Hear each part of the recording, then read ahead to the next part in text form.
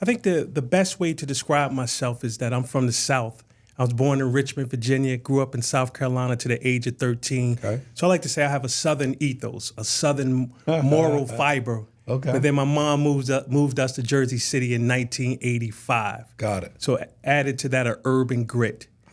So a Southern gentleman with an urban grit. I like it, brother. And finding a way, not out of where I'm from, finding a way to help improve where I'm from has been my mission my entire career. I like that. I don't think I've heard that before. Most people do talk about a way out. Yeah. Talk to us. Where you from?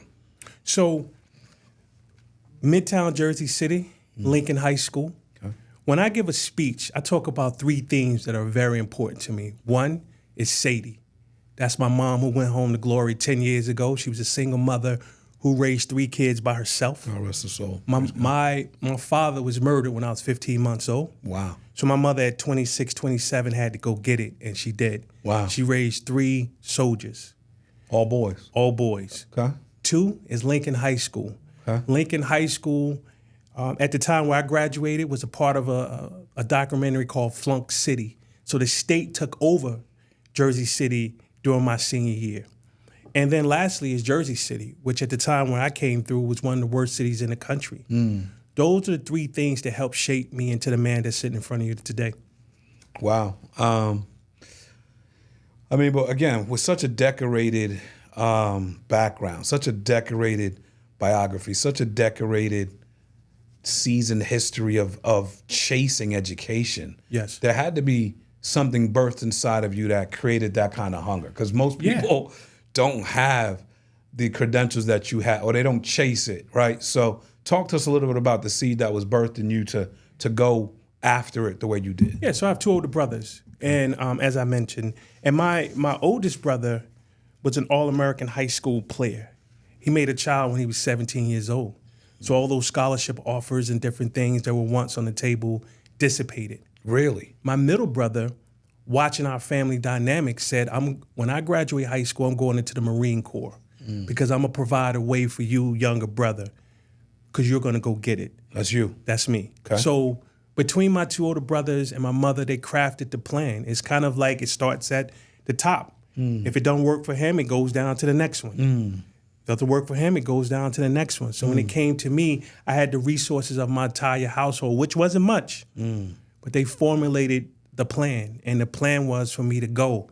Now, how I get there, how I do it, many of us did not have an idea of how to make that happen. So a lot of this was trial and error. When I left to go to Virginia State University, my mother gave me the equivalent of about $50. She bought a car that probably cost about $150. I had my license for about 3 months. And she said, make it to Petersburg, Virginia. Your grandmother lives 30 miles away at Blackstone. Okay. So that was the plan. Got it. So that goes to show you that wasn't a great plan. It goes to show you that it's the grace of God. Amen. And it's perseverance. And a lot of this, I was making it up as I was going. That's strong. For sure. But you know what you said? You said if it didn't work for my oldest brother, it went to the middle brother. And if it didn't work for him, it went down to me. So you said I didn't have a lot of resource, but I had what I had. And I think what I heard was you had community. Yeah. Like you had, it's nothing like backing. Yeah. It's nothing like belief backing. People who are going to give everything they have to try to help you. And that typically will come from family. Yes. And not every family is structured that way. Not every family has a situation where, you know, one of the siblings or an older sibling says, man, listen, I'm going to do everything I can to get you where you need to be. Yeah. And it's sacrificial coming from your mom down. So that's a heck of a household with or without the finances. Yeah. And I want to add my godmother, Miss Bush. I want to add Miss Smith down in South Carolina. I want to add Miss McIntyre. It was the community and my friends. A lot of my friends who were out in the streets at a very young age came off the porch at a very young age.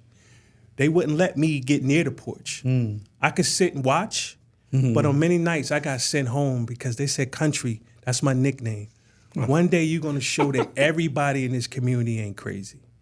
So it was a community mission. Wow. If you think about where I grew up, there was probably maybe one person who have reached the academic credentials that I have today in that entire community over a 30-year span.